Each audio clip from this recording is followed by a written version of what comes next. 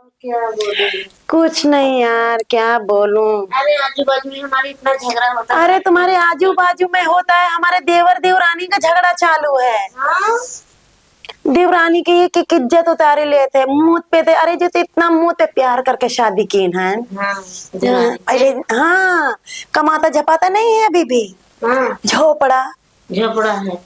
तो फिर पैसा कहाँ से आते हैं? पैसा झाड़ू मारता है। पढ़े लिखा ना रही तो झाड़ू है ना मारी। हाँ। वो देवरानी इतनी सुंदर की कहा देख के भागी थी ओके साथ माँ। क्या मालूम। तो पैसा कहाँ से आता है फिर? झाड़ू मारता है तो उतने में। हाँ, सिर्फ दारू पीने भरे का, बीवी बच्चा पालने का नहीं। हाँ, तो बीवी बच्चन को कौन पालता है? अभी तक मायके में चला गया था उसके, उधर भी पी पी के उसके माँ को गाली देता था, बाप को गाली देता था। एक एक बजे रात में जुआ खेल के आता था, एकदम ढुड़कते देवरानी ढूंढते ढूंढते फिरती थी। अब बताओ देवरानी का क्या कसूर है। लेकिन मैं तो सोचती हूँ कि अगर प्यार करो तो सोच समझ के ही करो। लेकिन प्यार एक ऐसी कुत्ती चीज होती है कि कुछ नहीं दिखता है। और वो भी एक महतारी बाप के अकेली है लड़की। तब भी जब भागी थी तो इतना सोना लेके भाग आई थी माँ का, जबकि उसी के लिए बनवा के रखी थी। लेकिन उसको फेरा में डाल लिया था पैसा देख के, क्योंकि माँ काम करती थी, खाता अच्छा 12-13 हजार पाती थी कंपनी में। किसको देने का था? किसको था? एक ही लड़की थी ना? एक ही लड़की के लिए था।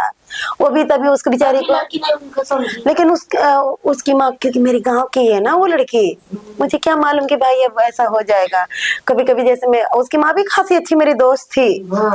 लेकिन दोस्ती में दुश्मनी, दोस्ती में वो बोली कि तू ही मेरे लड़की को लेके गई है। उसकी माँ बोली सुंदर देख के कि तेरा देवर सुंदर है, मेरी लड़की सुंदर है तो तू ही लेके गई है।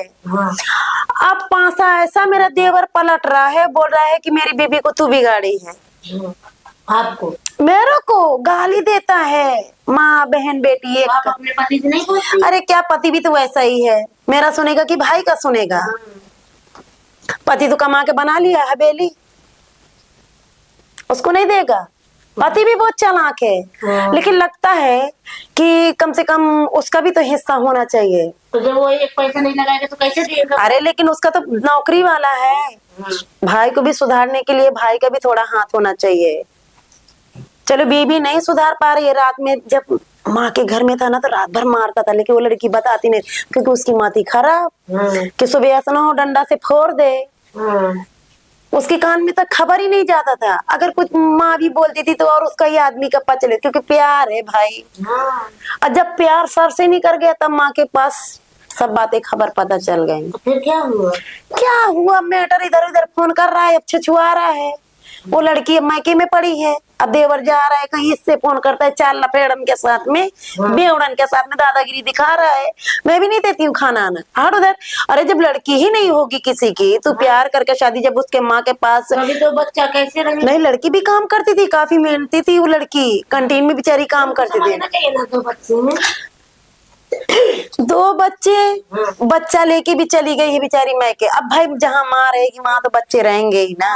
बाप को क्या, अरे पीने के वो कोई है बेवड़ा 4-5 घूमते, उनके बल में घूमता है, गाड़ में तो ताकत नहीं है उसके, हाड़ा भर पेट लेके घूमता है। वो लड़की को इतना उतावली कर लिया था कि कुछ कहने का नहीं। वो ननद थी ना मेरी एक छिनार, वो साथ दी है ना, हमें पता भी नहीं था किनका काम मैटर। जब ला के रख दिया तब देखा कि तोरे खाए का ठिकाना नहीं, रहा का ठिकाना नहीं। और भाई तो उसका पहले अलग। आपके पास भी यही नाटक करता था? अरे हम तो अलग रहते हैं ना दीदी, माँ बाप के पास रहता था छोटा वाला देवर। मतलब तो आप तो देखते होंगे ना नंगनाच? नंगनाच देखते हैं, लेकिन क्या कर सकते हैं। अगर हम बोलेंगे तो बोलते हैं तू ऐसी है, तू ऐसी है, तू दूसरे के साथ तेरा चक्कर है। मतलब मेरी भी बेइज्जती करता है।